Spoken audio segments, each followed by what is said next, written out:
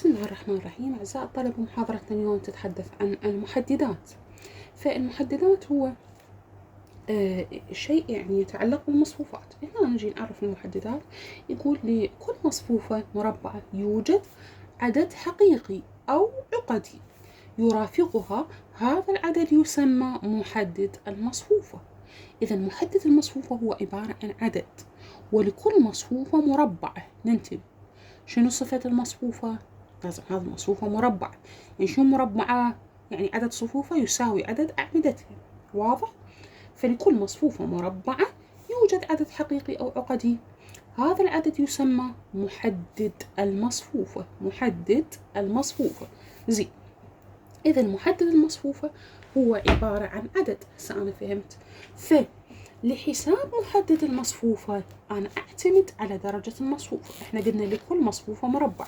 المصفوفات المربعة هو أكو مصفوفة مربعة من الدرجة 2 في 2، أكو مصفوفة مربعة من الدرجة 3 في 3، أكو مصفوفة مربعة من الدرجة 4 في 4، وهكذا. إذا طريقة حساب محدد المصفوفة، إحنا هنا عرفنا المحدد، لازم نعرف شلون نحسب المحدد. فآلية حساب محدد المصفوفة تعتمد على درجة المصفوفة. بالبداية راح ناخذ المصفوفة لما تكون المصفوفة تحتوي على عنصر واحد. واضح؟ المصفوفة اللي تحتوي على عنصر واحد، يعني المصفوفة المربعة من الدرجة 1 في 1. واضح؟ من الدرجة 1 في 1، يعني بها صف واحد وعمود واحد. فالمحدد مالتها طبعا راح تحتوي بهاي الحالة المصفوفة على عنصر واحد، فالمحدد مالتها راح يكون هذا العنصر. يعني مثلا أنا عندي مصفوفة أي من الدرجة 1 في 1. واضح؟ خلينا نقول على سبيل المثال أي تساوي ناقص 4. إذا محدد الأي بهاي الحالة ايش راح يكون؟ الناقص 4. هاي لما تكون المصفوفة من الدرجة 1 في 1. أما إذا كانت المصفوفة من الدرجة 2 في 2، يعني هسه أنا شنو الموضوع مالتي؟ حساب المحدد. فحساب المحدد يعتمد على درجة المصفوفة.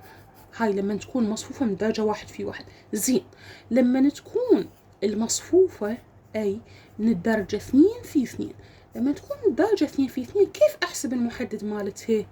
هسه ناخذ مثال ونشوف شلون نحسب المحدد مالتها. خلنا نفرض الأي هي المصفوفة الآتية اللي عناصرها مثلا 4 1 خلينا نقول 5 2. إذا هذه مصفوفة مربعة من يا درجة 2 في 2 بها صفين وعمود. فلحساب المحدد ننتبه، المحدد مالتها هو حاصل ضرب عناصر القطر الرئيسي أطرح منها حاصل ضرب عناصر القطر الثانوي. فمحدد الأي هذا رمز المحدد، هذا الرمز رمز المحدد، هذا الرمز. لما تشوف الأي زين بين هاي العلامتين معناته هذا محدد الأي. إذا هذا شنو هو؟ رمز المحدد. واضح؟ رمز المحدد هاي علامة المحدد. فمحدد الأي بهاي الحالة ما دام الأي أنا عندي من درجة 2 في 2، يقول حاصل ضرب عناصر القطر الرئيسي أطرح منها حاصل ضرب عناصر القطر الثاني. فحاصل ضرب عناصر القطر الرئيسي، قلنا عناصر القطر الرئيسي العناصر اللي تبدأ من أعلى اليسار إلى أسفل اليمين. ف4 في 2 8 ناقص أطرح من عندها 1 في 5 5، 8 ناقص 5 3. إذا محدد الأي يساوي ايش قد قيمته ظهرت عندي؟ 3. إذا لما تكون مصفوفة من درجة 2 في 2 المحدد مالتها راح يكون حاصل ضرب عناصر القطر الرئيسي أطرح من عندها حاصل ضرب عناصر القطر الثانوي. هاي لما تكون مصفوفة من درجة 2 في 2.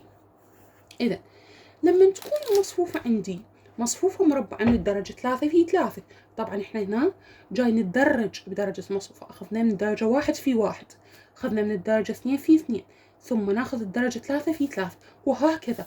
لابد وأن تصير عندنا قاعدة عامة لحساب محدد المصفوفة.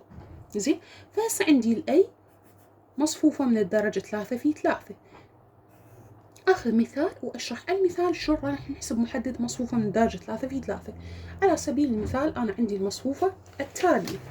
خلينا نقول أن المصفوفة التالية اللي عناصرها 1 0 ناقص 3 و 3 1 2 وناقص 2 هنا خلينا نقول 1 4.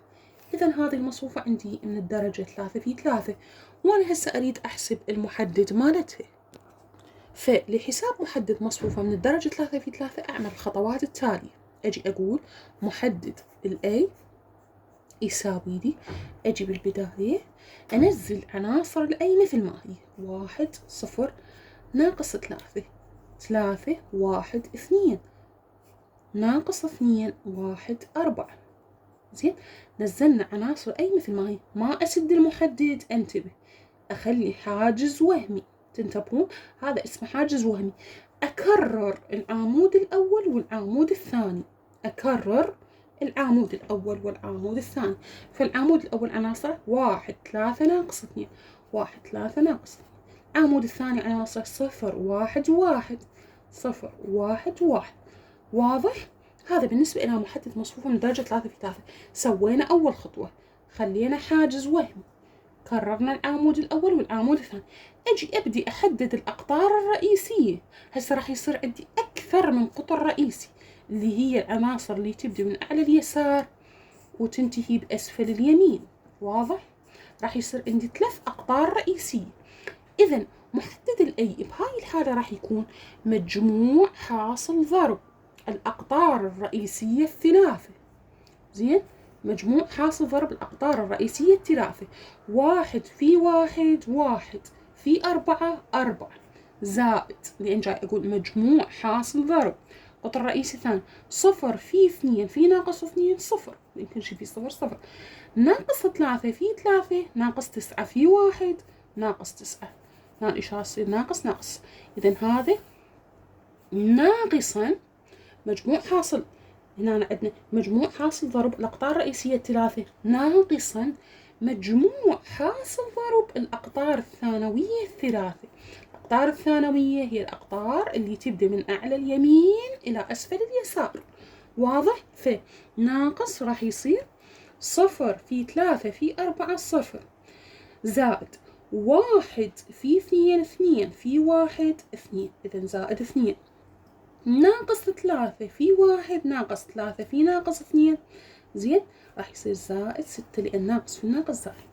إذا يساوي مجموع حاصل ضرب الأقطار الرئيسية الثلاثة ناقص مجموع حاصل ضرب الأقطار الثانوية الثلاثة. واضح؟ هذا بالنسبة إلى محدد مصفوفة من درجة 3 في 3. أجي أستخرج الناتج مالتي 4 زائد 0 زائد 9 13 ناقصا 2 زائد 6 8. إذا 13 ناقص 8 ايش قد الباقي عندنا؟ 5. واضح؟ إذا محدد هاي المصفوفة يساوي 5. إذا محدد مصفوفة من درجة 3 في 3 كيف أحسبه؟ بالبداية أخلي حاجز وهمي، أكرر العمود الأول والعمود الثاني من المصفوفة مالتي نفسها، أحدد الأقطار الرئيسية الثلاثة اللي هي تبدأ من أعلى اليسار إلى أسفل اليمين، أعلى اليسار إلى أسفل. أقول المحدد مالت الأي، هاي علامة المحدد، محدد الأي شو يساوي لي؟ مجموع حاصل ضرب الأقطار الرئيسية الثلاثة أطرح منها مجموع حاصل ضرب الأقطار الثانوية الثلاثة. الأقطار الثانوية اللي هي تبدأ من أعلى اليمين إلى أسفل اليسار، وأستخرج الناتج. طلع عندي هنا قيمة المحدد مال المصفوفة أي تساوي لي 5. هاي لما تكون مصفوفة من درجة 3 في 3. بعد الدرجة 3 في 3 راح آخذ طريقة عامة لحساب المحدد للمصفوفة المربعة لما تكون المصفوفة مالتي من الدرجة n في n. واضح؟ إذا هسه أنا عندي مصفوفة مربعة من الدرجة n في n، بحيث هاي ال n من 3 وانتم صاعدين، يعني من 3 فما فوق. واضح؟ زين، شلون أحسب محدد مصفوفة من الدرجة n في n؟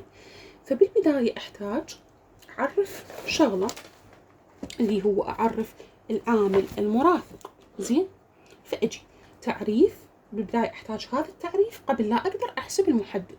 فتعريف العامل المرافق، العامل المرافق نرمز لأي يمها اي جي، طبعا أي كابيتال. العامل المرافق للعنصر أي اي جي، يعني كل عنصر من عناصر المصفوفة هذا العنصر أقدر أستخرج له عامل مرافق، هذا رمز العامل المرافق مالته. زين، يعرف كالآتي. شنو تعريف العامل المرافق؟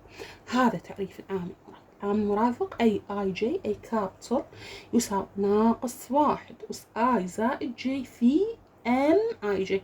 هاي الام اي جي شنو هي؟ هذا محدد ثانوي ينتج منين؟ ينتج من حذف الصف والعمود اللي يقع فيهم العنصر اللي انا جاي اتحدث عنه. واضح؟ هسه هذا الكلام احنا راح نطبقه ونحسب العامل المرافق لعنصر مثلا من عناصر المصفوفة حتى يصير واضح عندكم شنو احنا جاي نحكي. زين، مثلا انا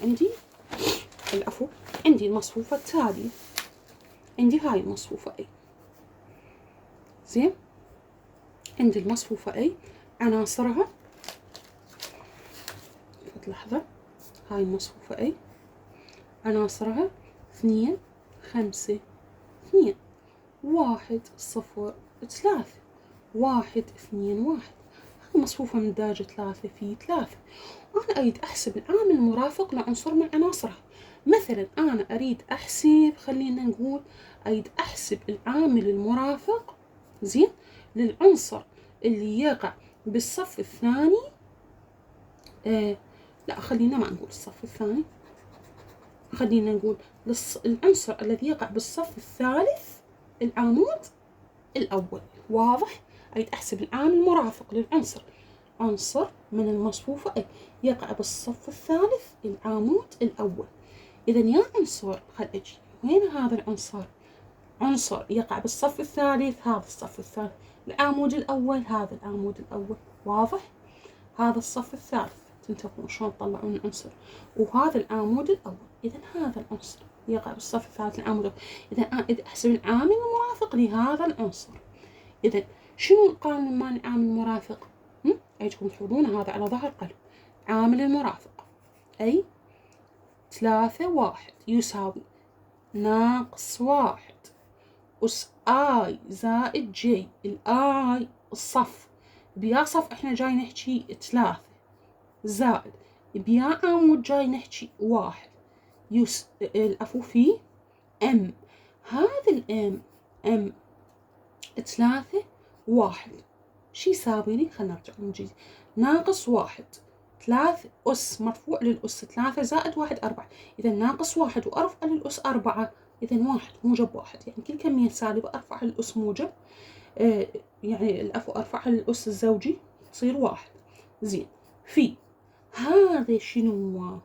يقول هذا محدد المصفوفة نفسها، بس ايش أسوي؟ أحذف منها الصف الثالث والعمود الأول. إذا المصفوفة نفسها، ولكن خليني أحذف الصف الثالث العمود الأول.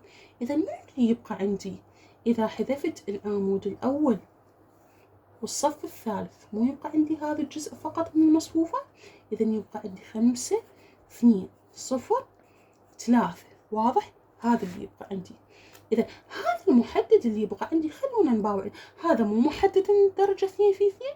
أنا مو أخذت محدد من درجة 2 في 2 وقلت أحسبه حاصل ضرب عناصر القطر الرئيسي أطرح منها حاصل ضرب عناصر القطر الثانوي. أخذناها لو ما أخذناها؟ إذا يساوي 1 في هذا الواحد في أي كمية، طبعا تبقى الكمية نفسها أصلا ما له داعي نكتبه فيه، حاصل ضرب عناصر القطر الرئيسي 5 في 3 15 ناقص أطرح من عندها عناصر القطر الثانوي 2 في 0 0 ويساوي 15 ناقص 0 15. إذا العامل المرافق للعنصر اللي يقع بالصف الثالث العمود الأول إيش قد قيمته طلعت عندي؟ 15. واضح؟ شنو قانون العامل المرافق؟ عامل المرافق أي الآي جي لأي عنصر يقع بالصف أي العمود جي، شنو القانون مالته؟ ناقص 1 أس آي زائد جي في ام آي جي. هذا الام شنو هو؟ هذا محدد، منين أجيبه؟ يقول مصفوفتي الأصلية نفسها بس صغرها، أحذف منها الصف آي والعمود جي. هسه احنا هنا بالمثال مالتنا نتحدث عن الصف الثالث العمود الأول، حذفنا الصف الثالث العمود الأول، فأصبحت عندي مصفوفة من يا درجة 2 في 2، وهذا المحدد من درجة 2 في 2. أنا أعرف كيف أحسبه، حاصل ضرب عناصر القطر الرئيسي أطرح من عندها حاصل ضرب عناصر القطر الثانوي. هذا بالنسبة إلى القانون العام للعامل المرافق. واضح؟ العامل المرافق للعنصر من عناصر المصفوفة. واضح؟ يعني هاي الصيغة العامل المرافق. إذا أنا هسه أريد أحسب محدد مصفوفة من الدرجة n في n. طبعا أنا عرفت شلون أحسب العامل المرافق. واضح؟ هاي الطريقة اللي اسمها طريقة راح نسميها طريقة لابلاس لحساب محدد مصفوفة من الدرجة n في n. أعتمد على العامل المرافق بصورة أساسية. واضح؟ شو يقول القانون مال هذه الطريقة؟ ننتبه هنا شوية طلاب. قانون هذه الطريقة شو يقول؟ يقول طريقة لابلاس، يقول نختار صف أو عمود من المصفوفة بحيث الصف أو العمود اللي نختاره شنو؟ بأكثر عدد من الأصفار. واضح؟ نختار صف أو عمود من المصفوفة يحتوي على أكثر عدد من الأصفار. فلإيجاد محدد المصفوفة إيش راح أسوي؟ طبعا أنا أباوع المصفوفة أشوف وين الصف أو العمود اللي يحتوي أكثر عدد من الأصفار. أقول أختار هذا الصف، مثلا الصف الأول أو الصف الثالث. واضح؟ أو أقول أختار العمود الأول أو العمود الثاني مثلا. مو شرط أختار صف أو عمود يحتوي على أكثر عدد من الأصفار. زين، لهنا إحنا بعدنا ما حكينا شنو هو المحدد. إذا المحدد إيش راح يساوي؟ انتبهوا لي، مجموع حاصل ضرب عناصر الصف أو العمود اللي إحنا اختاريناه في معاملاتها المرافقة. مجموع، هاي السميشن معناتها مجموع حاصل ضرب عناصر الصف أو العمود اللي إحنا اختاريناه في معاملاتها المرافقة. يعني كل عنصر في المعامل المرافق مالته زائد العنصر في المعامل المرافق مالته. واضح؟ هاي الطريقة اسمها طريقة لابلاس. واضح؟ وبهاي الطريقة دائما نختار الصف، أنا كاتبتها لكم كل التفاصيل، نختار الصف أو العمود اللي يحتوي أكثر عدد من الأصفار. زين، هسه راح ناخذ مثال نطبق هذه الطريقة ويصير واضح بالنسبة لكم.